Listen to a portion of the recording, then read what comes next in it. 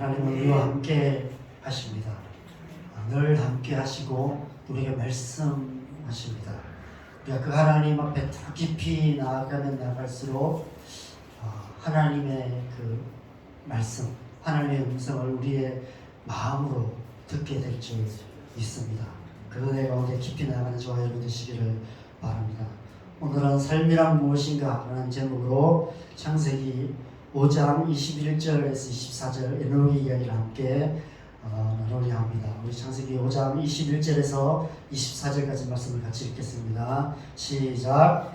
에녹은 65세에 무두셀라를 낳았고 무두셀라를 낳은 후 300년을 하나님과 동행하며 자녀들을 낳았으며 그는 365세를 살았더라.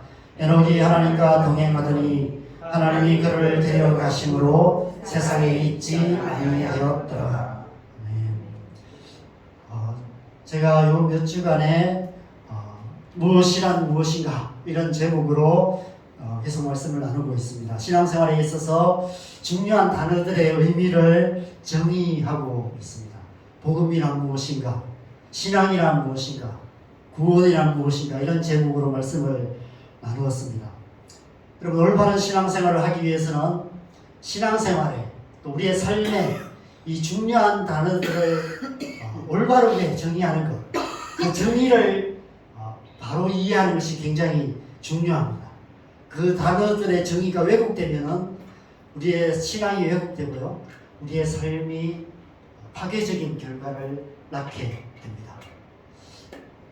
이 세상의 유행가를 보면 아마 80~90%는 사랑에 대한 노래일 것입니다. 아마 사랑이라는 단어가 안 들어가 있는 노래를 찾기가 어려울 거예요. 그런데 거의 대부분은 남녀 간의 사랑, 특별히 남녀 간의 어떤 육체적인 사랑을 노래합니다. 그러면서도 이게 정말 사랑일까? 이런 혼란스러운 마음을 노래하는 내용들이 대부분의 가사들입니다. 사랑이라는 정의가 왜곡되어 있는 것이죠. 오늘날 가장 잘못된 정의로서 가장 큰 혼란을 주고 있는 단어가 평등이라는 단어인 것 같습니다.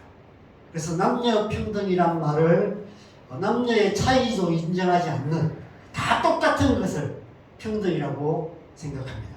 그래서 여자도 군대를 가야 된다 이렇게 막 주장하는 사람도 있고요, 심지어 남자도 애를 낳아야 된다 이렇게 말하는 사람도 있습니다. 어쩌면 과학기술이 발달해서, 의료기술이 발달해서 남자도 애를 낳는 지금 그런 연구도 하고 있거든요. 만약 이제 그런 연구가 되어서 남자도 애를 낳는 기술이 발달되면 법적으로도 남자도 의무적으로 수술을 해서 애를 낳아야 되는 그런 시대가 올지도 모릅니다. 지금 시대가 그런 시대가 아니어서 참 다행입니다. 여러분, 인간의 삶의 기초가 되는 이런 중요한 단어들의 정의가 왜곡되면 세상이 왜곡될 수밖에 없고요, 왜곡된 삶을 살게 됩니다. 그러면 세상이 파괴적인 결과를 낳게 돼요. 왜 이 세상에 이런 어려운 일들, 파괴적인 일들이 계속될까? 이런 중요한 단어들의 의미가 왜곡되어 있기 때문입니다. 신앙생활도 마찬가지예요. 왜 교회가 세상에 영향력이 없을까요? 신앙생활의 중요한 단어들이 올바로 정의되고 있지 않기 때문입니다. 오늘 삶이란 무엇인가 라는 제목인데, 사실 제가 이렇게 별로 나누고 싶지 않은 제목입니다. 나누기가 참 어려운 제목이에요. 여러분, 삶이 무엇입니까? 삶은 계란입니까? 삶은 감자입니까? 아주 옛날 용어죠. 삶이란 무엇인가 라는 질문은 가장 중요하면서도 가장 대답하기 어려운 주제입니다. 그런데 우리가 올바른 삶을 살려면 이 삶이 무엇인가라는 이 제목, 이 삶이라는 것에 대한 올바른 정의를 가져야만 올바른 삶을 살 수 있습니다. 왜 세상 사람들이 삶이 삐딱하고 잘못된 길로 갈까요? 삶의 정의가 잘못되어 있기 때문입니다. 그런데 의미 있는 대답을 하기가 참 어려운 질문이 삶이 무엇인가라는 질문입니다. 길을 가면서도 길을 묻는 나그네처럼 삶을 살아가고 있지만 삶이 무엇인지 잘 모른 채 살아가는 것이 우리 인생인 것 같습니다. 얼마 전에 어떤 분과 제가 이제 대화를 나누면서 삶에는 정답이 없는 것 같다, 이런 얘기를 한 적이 있습니다. 살다 보면 이렇게 사는 것이 정답이라고 생각했는데 그것이 정답이 아닌 것 같은 그런 일들을 경험하게 됩니다. 내가 생각했던 정답이 정답이 아닌 것 같은, 그 정답대로 삶이 이루어지지 않는 그런 삶의 현실을 마주하게 됩니다. 여러분은 어떠십니까? 여러분은 삶에 대한 정답을 알고 계십니까? 그리고 그 정답대로 잘 살아가고 계십니까? 정말 정답이 없는 것인지, 있는데 잘 모르는 것인지, 알면서도 그대로 살지 못하고 있는 것인지 잘 모르지만 살다 보면 답이 없는 것 같은 그런 상황에 처할 때가 있습니다.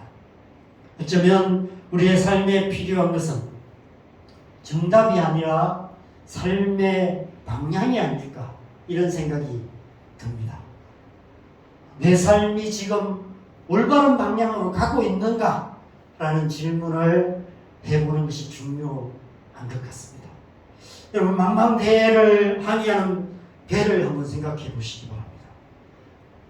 가도 가도 끝이 없는 바다, 길도 없는 바다를 배가 항해하고 있습니다. 때로는 태풍을 만나서 이리저리 흔들리면서 항로를 벗어나기도 하고, 그렇게 몇 개월을 망망대해를 떠다니지만 결국은 목적지인 항구를 향해서 가게 됩니다. 길도 없는 바다지만 방향을 알려주는 장치에 의지하여서 가다 보면 목적지에 도착하게 되는 것이죠. 우리의 삶이 그런 것 같습니다. 이 세상이라는, 우리 인생이라는 망망대해 같은, 길도 없는 것 같은 인생을 살아가는데, 각기 다른 인생을 살아가는데, 각기 다른 길을 살아가는데, 그 삶의 목적지는 다 같은 방향을 향해서 가고 있는 것이 아닐까 생각합니다. 그래서 우리에게 필요한 것은 삶은 이것이다 라고 말하는 딱 맞아떨어지는 어떤 정답이 아니라 우리의 삶을 알려주는, 삶의 방향을 알려주는 삶의 나침반이 필요한 것이 아닐까, 이런 생각이 듭니다. 삶의 나침반, 그것이 바로 하나님의 말씀입니다.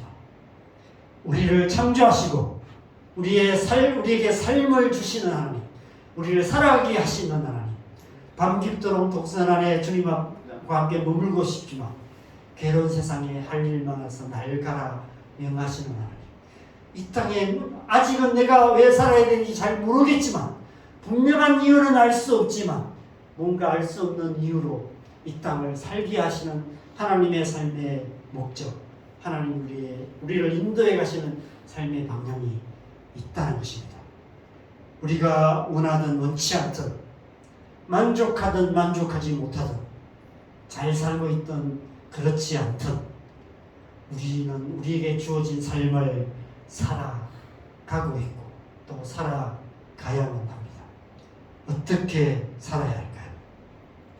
우리의 삶을 여기까지 인도하신 하나님의 말씀이 가리키는 그 방향을 향해서 가고 있다면, 때로는 넘어지고 때로는 헤매고 때로는 엉뚱한 길로 갈지라도 다시 돌아서서 다시 돌이켜서 삶의 방향을 바로잡아 간다면 그렇게 살아가는 것이 우리 인생이고, 그렇게 살아가신 것이 저는 잘 사는 것이 아닐까, 이런 생각이 듭니다.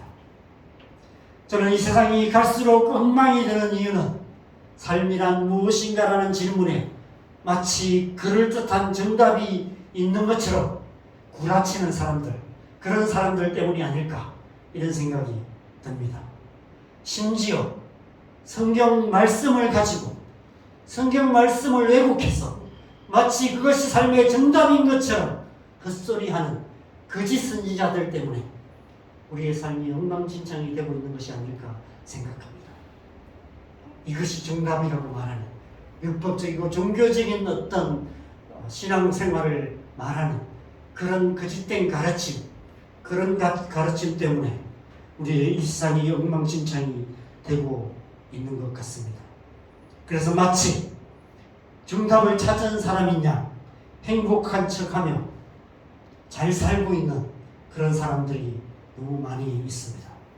더 이상 삶이 무엇인지를 질문하지 않습니다. 그럴듯한 정의를 믿고 그럴듯한 삶을 살아가는 사람들이 많이 있습니다. 여러분, 삶이란 늘 질문하면서 살아가는 거예요. 삶이 무엇인지, 나는 지금 잘 살고 있는지 늘 질문하면서 살아가는 것, 삶의 의미들을 찾아며 살아가는 것, 그것이 삶입니다. 정답을 알고 있는 사람은 아무도 없어요. 정답은 아마 하나님 나라에 가야 발견할 수 있겠죠. 이 세상에 살아가는 우리의 삶은 답이 없는 것 같은 삶을 살아갈 수밖에 없습니다. 그런데 마치 정답을 찾은 것처럼 그렇게 살아가는 사람들이 많이 있습니다. 왜 사람들이 삶에 대한 그럴듯한 정의에 혹하게 될까요?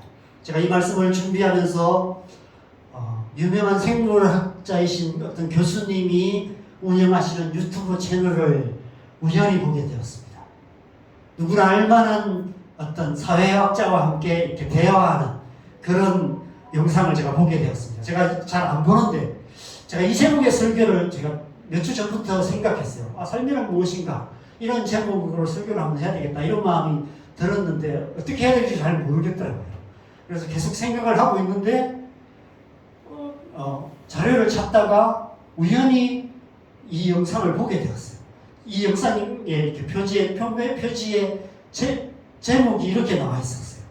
과학적으로 삶은 의미가 없다는 것이 증명되었다. 이런 제목이에요. 굉장히 흥미가 생겼어요. 제가 생각하는 이 삶이란 무엇인가의 제목과 너무가 비슷해서 제가 이제 그 영상을 보게 되었습니다. 여러분, 과학적인 관점에서 그죠? 삶은 아무런 의미가 없는 것이 맞습니다. 왜냐하면 오늘날 과학의 기초가 되는 진화론적인 관점에서 보면 우리의 삶은 그냥 우연히 시작된 거예요. 아무 의미 없이, 아무 목적도 없이, 아무 용도도 없이, 아무 방향도 없이 우리에게 우리의 삶에 의미를 부여해주는 존재가 없어요. 우리의 삶에 의미를 부여해 줄 수 있는 우리보다 앞선 존재가 과학적으로 증명되지 않았어요. 과학적으로 하나님은 없습니다. 과학적으로 이 세상을 의미 있게 만든 어떤 존재가 없어요. 그래서 이 세상은 의미가 없어요. 이 세상에 의미가 없기 때문에 이 세상 속에 살아가는 우리도 사실은 아무 의미가 없습니다. 과학적으로 우리의 삶은 아무 이유도 아무 목적도 아무 방향성도 없는 것이죠.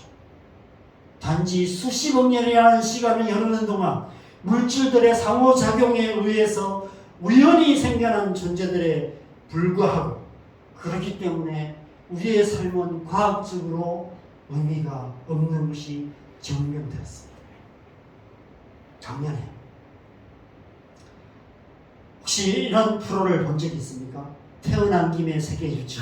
아주 재미있게 보고 있는 TV 프로인데, 이 TV 프로의 제목 자체가 오늘날 이 세상이 생각하는 삶이란 무엇인가에 대한 어떤 질문에 대한 대답을 잘 표현하고 있는 제목이 아닐까 생각합니다.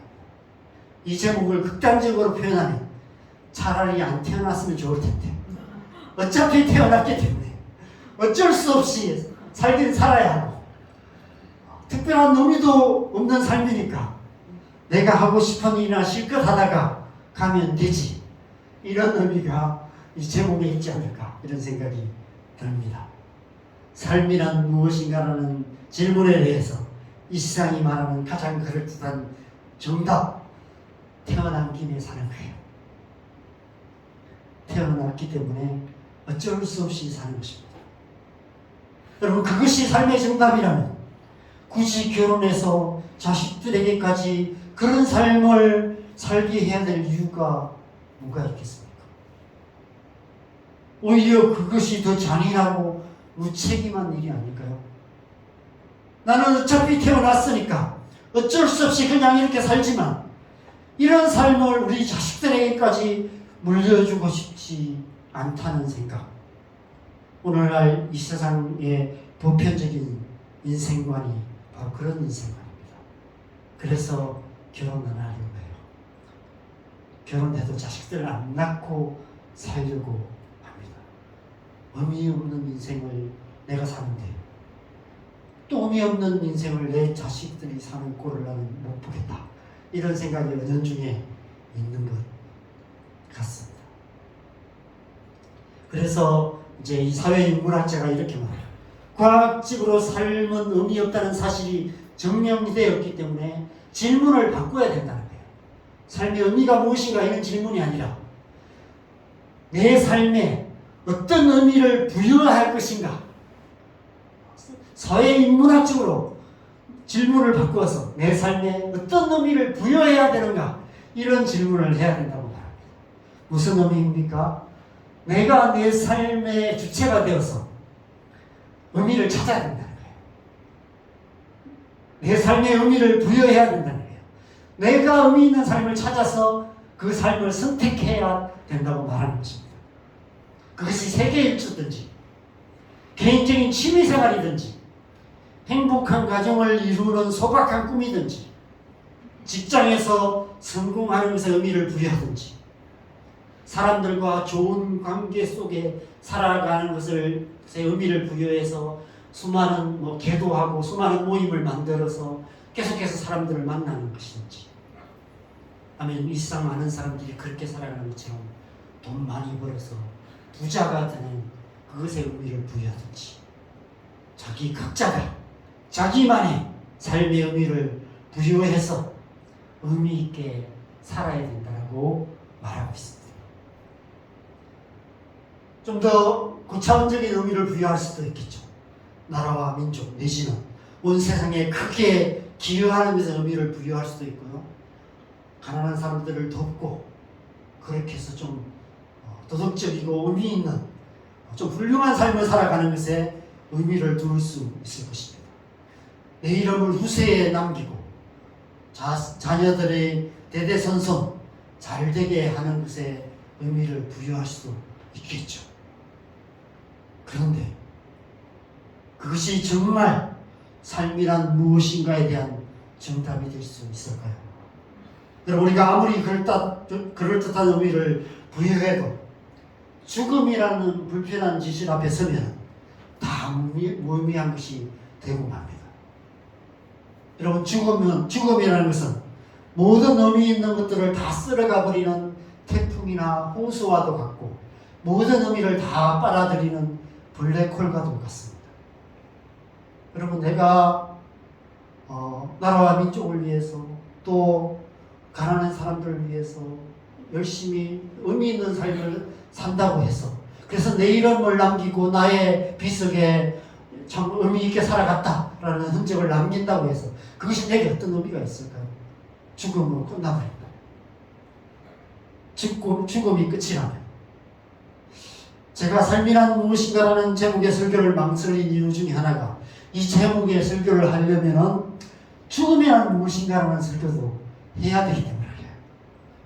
근데 죽음이란 무엇인가라는 설교는 한 번에 할 수가 없습니다. 한 4번은 해야 될 것 같아요.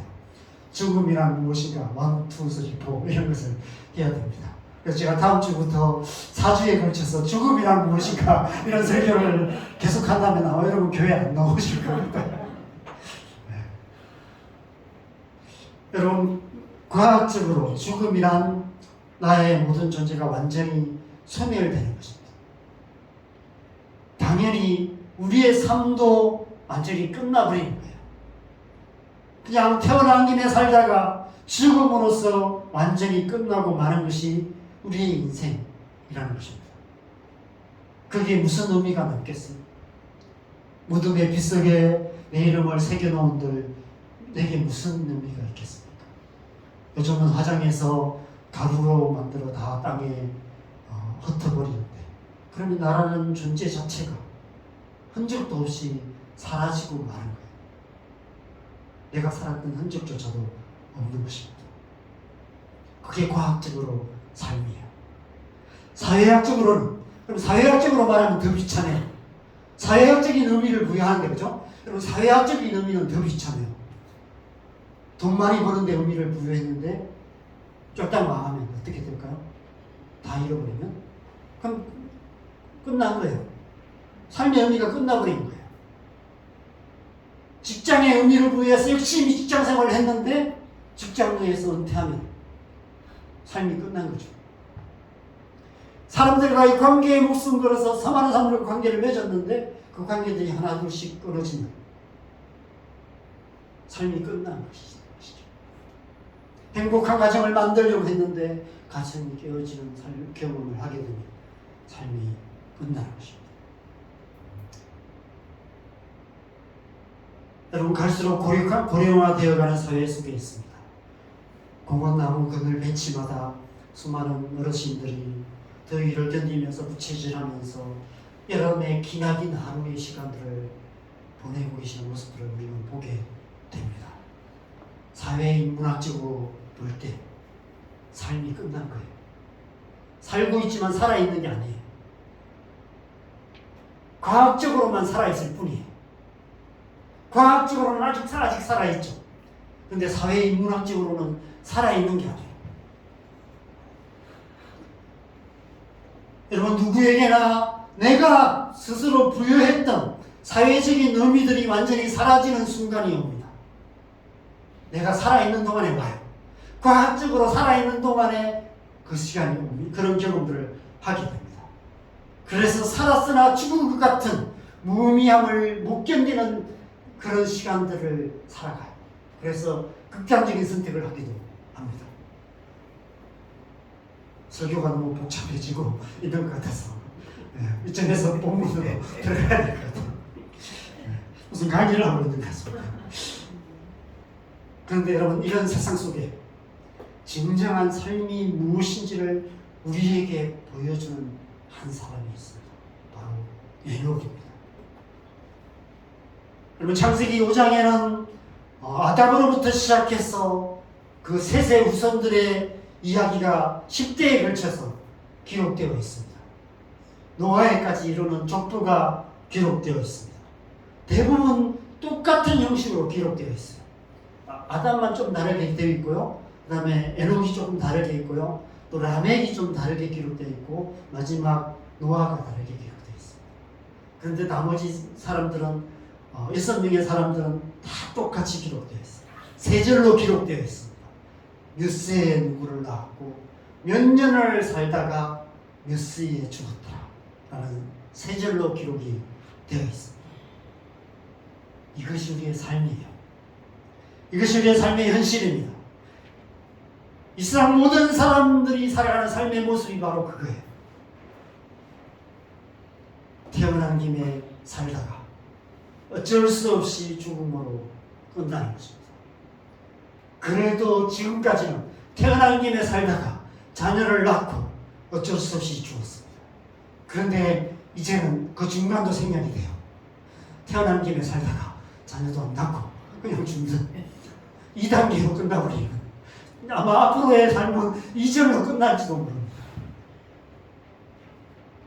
그런데 그런 삶의 기록들 가운데 전혀 다른 삶을 살았던 한 사람 에녹의 이야기가 기록되어 있습니다. 우리에게 진정한 삶이 무엇인지를 보여주는 이야기입니다. 여러분, 왜 우리의 삶이 의미 없는 삶이 될 수밖에 없을까요? 우리의 삶이 죽음으로 끝나기 때문에, 죽음 때문입니다.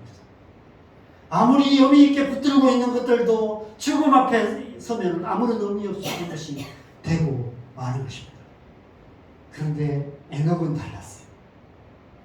태어난 김에 살다가 죽고 태어난 김에 살다가 죽고 태어난 김에 살다가 죽는, 모두가 그렇게 살고 죽는 이 세상 속에서 죽음으로 끝나지 않는 삶을 살았습니다.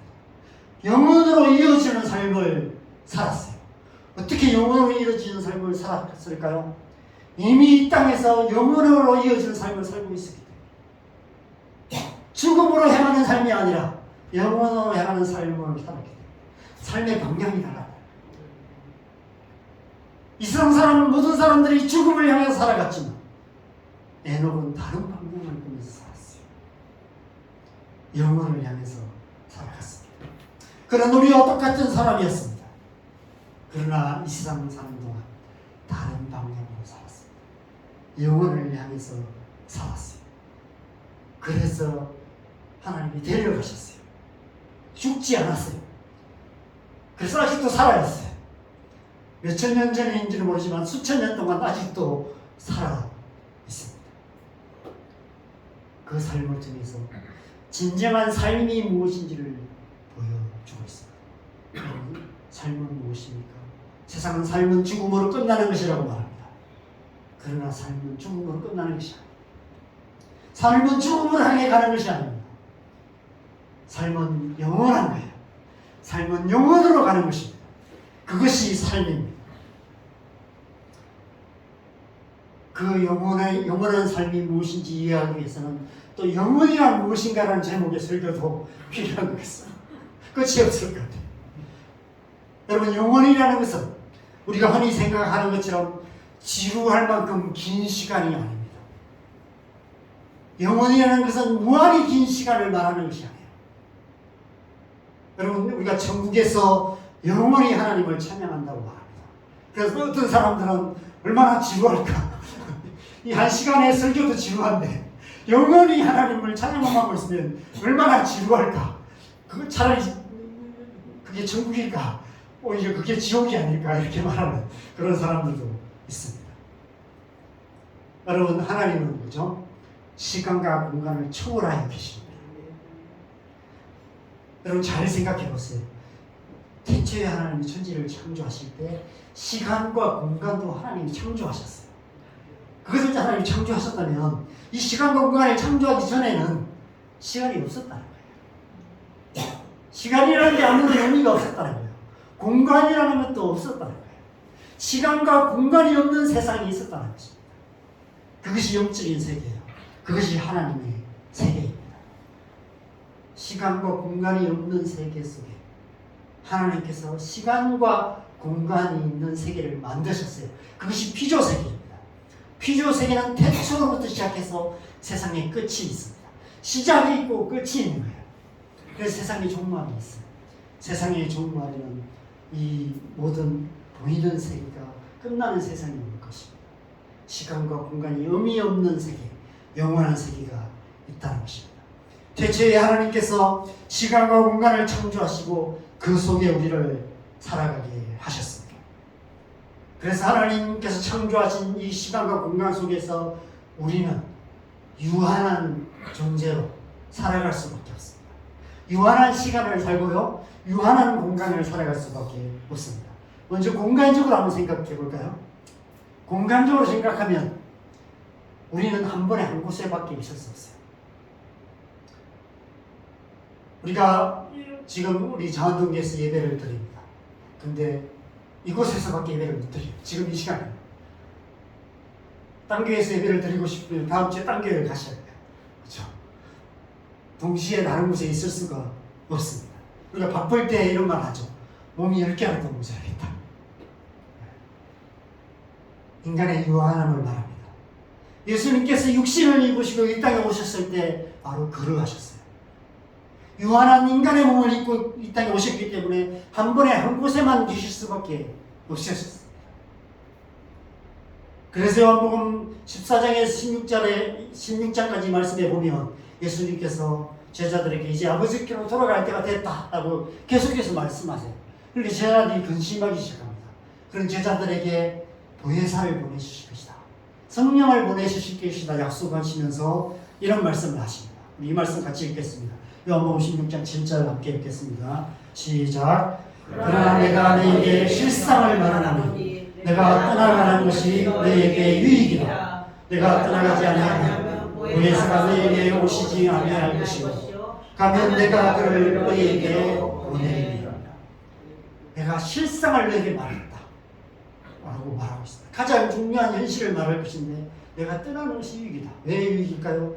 가셔야만이 보혜사 성령님이 오시기 때문에.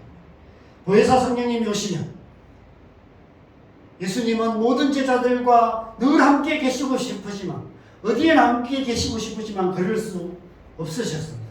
왜냐하면 육신의 한계 안에 계셨기 때문에. 그러나 보혜사 스님이시 그렇지 못하는 거예요. 공간을 초월하여서 무소부재하신 하나님, 어디에나 계시는 하나님이시기 때문에, 하나님의 영이시기 때문에 그렇습니다. 지금 이 시간에도 수많은 교회에서 예배를 드리고 있습니다. 그곳에 하나님의 영이 함께 계십니다. 지금 이곳에서 하나님의 성령께서 임재하여 계시고 역사하고 계세요. 그리고 우리가 살아가는 삶의 모든 현장 속에, 우리가 앞으로 또 일주일 동안 삶을 살아갈 텐데, 내가 언제 어디서 무엇을 하든지 그곳에 하나님의 성령이 함께하고 계십니다. 모든 공간을 초월하시는 하나님이시기 때문에 그렇습니다. 그래서 예수님이 그렇게 말씀하신 거예요. 그래서 우리가 언제 어디서 무엇을 하든지 우리는 하나님과 함께하는 삶을 살아갈 수 있는 것이죠. 에녹이 300년을 하나님과 동행했다는 것은 300년이라는 시간 동안 어디에서 무엇을 하든지 하나님의 임재 안에 살았다는 것입니다. 그래서 에녹에게 있어서 삶은 공간이 중요하지 않았어요. 우리가 처음 찬양했죠. 높은 산이 깊은 들이 초막이나 궁궐이나 내 주위에서 모신 것이 그 어디냐 하느냐, 어디에 사느냐, 그것이 중요하지 않았다는 거예요. 살아가는 모든 곳이 하나님의 나라였다는 것입니다. 공간을 초월한 삶을 살았다는 거예요. 그것이 에녹의 삶이었습니다. 여러분, 에녹의 삶을 사회적인 관점에서 보면 별 의미 없는 삶이었어요. 뭔가 특별한 위대한 업적을 남긴 것이 아니었습니다. 그냥 다른 사람들과 똑같이 살았어요. 그냥 똑같은 삶의 현실을 살았을 뿐입니다. 그는 그냥 하나님과 동행하는 유별한 삶을 살긴 했지만 다른 사람들과 똑같은 삶의 현실 속에 살았습니다. 그런데 그런 삶을 통해서 우리에게 진정한 삶이 무엇인지를 보여주고 있습니다. 삶이란 무엇인가라는 우리의 질문에 대해서 하나님과 동행하는 것, 삶의 모든 곳에서 내가 살아가는 삶의 모든 현장 속에서 하나님과 동행하는 것이 삶이다라고 말씀하고 있습니다. 그리고 더 이상 혼자 외로이 무의미한 세상의 어두운 뒷골목을 방황하며 살아가는 것이 우리의 삶이 아닙니다. 더 이상 의미를 찾기 위해서 뭔가 발버둥치며 살아가는 것이 우리의 삶이 아닙니다. 어디서 무엇을 하든지 우리가 함께 하시는 하나님, 그 하나님과 함께 살아가는 것, 하나님과 동행하는 삶, 그것이 진정한 삶이라고 에녹이 우리에게 권면하고 있는 것입니다. 그렇게 살아가는 것이, 그렇게 살아가는 곳, 그것이 바로 하나님의 나라, 천국인 것이죠. 에녹은 그런 삶을 통해서 죽음으로 끝나지 않는 삶을 살았어요. 이 사람은 삶이란 무엇인가라는 이 질문에 대해서 삶이란 죽음으로 가는 과정이다, 이렇게 대답합니다. 맞는 말이긴 합니다. 과학적인 관점에서는 맞는 말입니다. 사회인문학적인 관점에서는 맞는 말입니다. 그러나 영적인 관점에서는 전혀 다른 말이에요. 말도 안 되는 말이에요. 하나님께서 우리를 이 세상이라는 묘한 공간에서만 살게 하신 것이 아니라 시작도 없고 끝도 없는 시간의 한계 속에 우리는 살아가게 하셨습니다. 그런데 이 세상은 시작 있고 끝도 있듯이 우리의 이 세상에서 우리의 삶도 시작도 있고 끝이 있습니다. 그렇다면 영원이라는 것이 뭘까요? 성경은, 하나님은 이런 분이라고 말합니다. 우리 요한계시록 22장 13절 같이 읽을까요? 시작. 나는 알파와 오메가요, 처음과 마지막이요, 시작과 마침이라. 하나님이 알파와 오메가, 시작과 끝이라고 말합니다. 그것은 하나님이 시간의 시작이 되실 뿐 아니라 시간의 끝이 되시는 분이라고 말씀하세요. 아까도 말씀드린 것처럼 그러면 시간이 시작이 있고 시간의 끝이 있다는 것입니다. 시간의 시작 전에는 그러면 시간이 있었을까요? 시간이 없었다는 거예요. 그러면 시간이 끝나는 그때도 시간이 의미 없어진다는 것입니다. 그래서 영원이라는 것은 끝없는 시간을 말하는 것이 아니라 시간의 시작 전과 시간이 끝나는 그런 끝, 바로 시간을 초월하는 것을 의미하는 것이죠. 시간이 없어지는 거예요. 영원이라는 것은 바로 시간이 의미 없는 그런 삶을 살아가는 것을 말하는 것입니다. 천국이란 모든 시간과 공간을 초월하여 하나님과 함께 살아가는 하나님의 영적인 세계, 그곳을 살아가는 것이 바로 천국입니다. 영원한 삶이라는 것은 바로 우리의 삶의 현실 속에서 시간과 공간을 초월하여 하나님과 함께 살아가는 것, 그것이 영원한 삶이라고 말하고 있습니다. 에녹이 그렇게 살았어요. 비록 육신에 갇혀서 육신이라는 시간을 살았습니다. 공간적인 한계 속에 살았고요. 아마 이 땅에 그 에덴 동산 동편에 쫓겨났었으니까 에덴 동산 동편 어느 지역에 터잡고 그렇게 살았을 거예요. 에녹이 살고 있는 동안에 아담으로부터 시작해서 셋과 그 모든 사람이 아직도 살아 있었습니다. 에녹이 300년을 동행하는 동안, 아까 이 그림에도 보면 에녹이 300년을 동행하는 동안에 아담과 셋과 에노스와 게난과 마하렐과 야렛 다 살아 있었습니다. 에녹이 처음 본 죽음은 아담의 죽음이었습니다. 아담이 죽는 모습을 보았겠죠. 아담은 죽었습니다. 그런데 에녹은 그동안에 하나님과 동행하는 삶을 살고 있었습니다. 아마 에녹도 아담도 에녹이 특별한 삶을 살고 있다는 것을 보았을 것입니다. 알았을 거예요. 그 소문이 아마 모든 땅에 퍼졌을 것입니다. 에녹이라는 사람이 있는데 에녹은 늘 하나님과 동행하는 삶을 살고 있다는 그런 얘기들을 들었을 것입니다.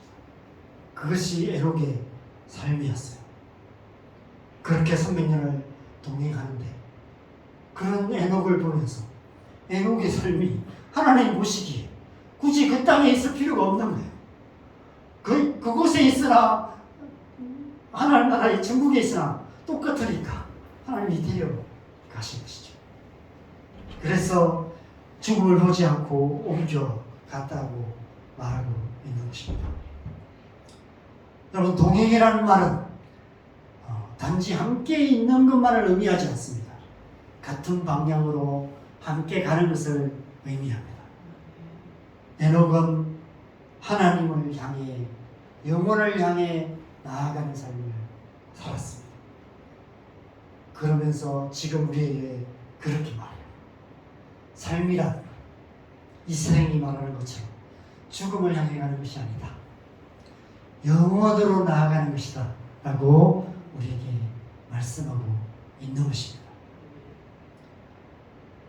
에녹은 이 땅에서 이미 영혼을 살아갔고 언제 어디서 무엇을 하든지 하나님과 동행하는 삶을 통해서 영원한 하나님 나라로 들어가게 되었습니다.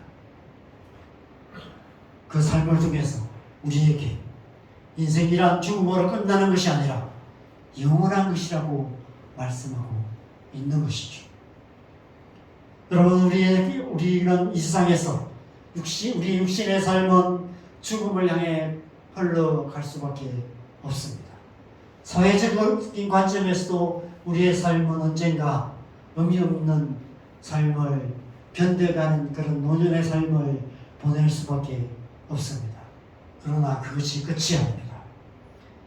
강물이 흘러 바다로 갑니다. 그러나 그것이 끝일까요? 그것이 끝이 아닙니다. 여러분, 우리가 한 방울의 물이라고 생각해 보십시오. 이 한 방울의 물이 샘물로부터 솟아나기 시작합니다. 이 샘물이 솟아나기 시작하는 이 샘물이 모여서 개울물이 됩니다. 그리고 이 개울물들이 모이면 시냇물이 돼요. 그리고 시냇물이 모여서 강물이 됩니다. 이 강물이 흘러가는 동안에 폭포를 만나기도 하고 굴이쳐서 맴도는 소용돌이에 휘말리기도 합니다. 요즘 강에는 댐을 많이 건설하기 때문에 댐에 갇혀서 하염없이 기다리며 썩어가는 시간을 보내기도 합니다. 그러다가 폭우가 와서 댐의 수문을 열면 다시 힘차게 흘러서 마침내 바다로 들어가게 됩니다. 영원이라는 바다에 이르게 되는 거예요. 그것이 한 방울의 물의 여정입니다. 한 방울의 물이 샘에서부터 시작되지만 그 끝은 바다로 들어가는 것으로 끝나는 것입니다. 영원이라는 바다, 영원한 삶으로 들어가게 되는 것입니다. 그 바다 속에 그 물 한 방울이 영원히 있게 되는 것입니다. 삶이란 무엇인가? 라는 질문에 대한 대답, 그것이 바로 이 바다가 아닐까 저는 생각합니다. 삶은 영원합니다. 비록 이 세상에서 우리 육신은 유한하지만, 우리의 사회적인 역할들은 유한하지만, 그러나 우리 안에 끝없는 생명은 이미 영원을 살아가고 있습니다. 에녹이 죽음을 보지 않고 영원으로 들어갔듯이 우리 안에 있는 끝없는 생명은 죽음으로 끝나지 않습니다. 우리의 육신이 죽음으로 끝나고 우리의 사회적인 역할이 죽음으로 끝날지라도 우리 안에 있는 영혼, 우리 안에 있는 끝없는 생명은 죽음을 보지 않고 영원한 하나님 나라로 들어가게 될 것입니다. 삶이란 그 영혼을 향해서 하나님과 동행하는 것입니다. 그렇게 살아가시기 바랍니다. 이 세상 사는 동안 영혼을 향해서 살아가는 저와 여러분 되시기를 주님의 이름으로 간절히 축원합니다. 우리 함께 찬양하고 기도하는 시간 갖겠습니다. 우리 이 찬송가 함께 하겠습니다. 나 이제 주님의 새 생명 얻은 문 436장입니다. 함께 찬양하고 함께 기도하는 시간 갖겠습니다.